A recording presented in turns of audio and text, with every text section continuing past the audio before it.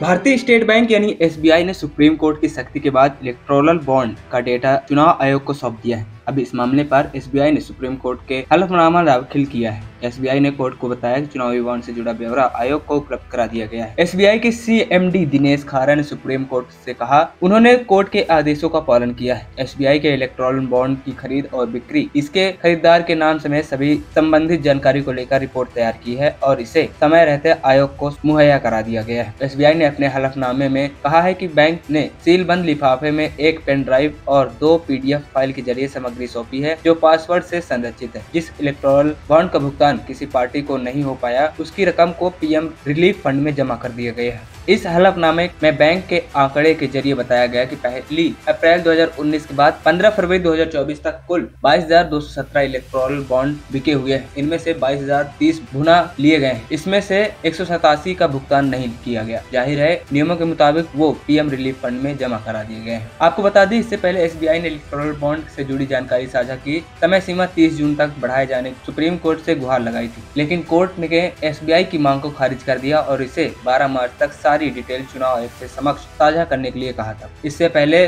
Supreme court ने electoral bond scheme को असंवैधानिक करार देते हुए रद्द कर दिया था। साथ ही एसबीआई से 6 मार्च तक सारी डिटेल चुनाव आयोग के पास जमा करने को कहा था। इस पर एसबीआई ने 30 जून तक का समय मांगा था। सुप्रीम कोर्ट की 5 जजों की बेंच ने एसबीआई की मांग को खारिज करते हुए 12 मार्च तक सारी डिटेल चुनाव आयोग को देने का आदेश दिया। साथ ही चुनाव आयोग को सारी डिटेल 15 मार्च की शाम 5 बजे तक वेबसाइट पर अपलोड करने को कहा था। अब आइए बताते हैं आखिर क्या होता है इलेक्टोरल बॉन्ड। साल 2017 में केंद्र सरकार ने इलेक्टोरल बॉन्ड स्कीम की घोषणा की थी। इसे 29 जनवरी 2018 को कानूनी रूप से लागू कर दिया गया था। सरकार का कहना था कि चुनावी चंदे में साफ सुथरा धन लाने और पारदर्शिता बढ़ाने के लिए इस स्कीम को लाया गया है। एसबीआई की 29 ब्रांचों के अलग अलग रकम के इलेक्टोरल बॉन्ड जारी किए जाते हैं। ये रकम 1000 से लेकर 1 करोड़ रुपए तक हो सकती है। इसे कोई भी खरीद सकता है और अपनी पसंद की राजनीतिक पार्टी को दे सकता है। अब आखिर एससी ने यानी सुप्रीम कोर्ट ने जानकारी सार्वजनिक करने को क्यों कहा? दरअसल 2019 में इलेक्टोरल बॉन्ड स्कीम की वैधता को सुप्रीम कोर्ट में चुनौती दी गई थी। 15 फरवरी को सुप्रीम कोर्ट ने इस स्कीम को असंवैधानिक बताया था। कोर्ट ने कहा था कि इलेक्टोरल बॉन्ड को गोपनीय रखना संविधान के अनुच्छेद 19(1) और सूचना के अधिकार का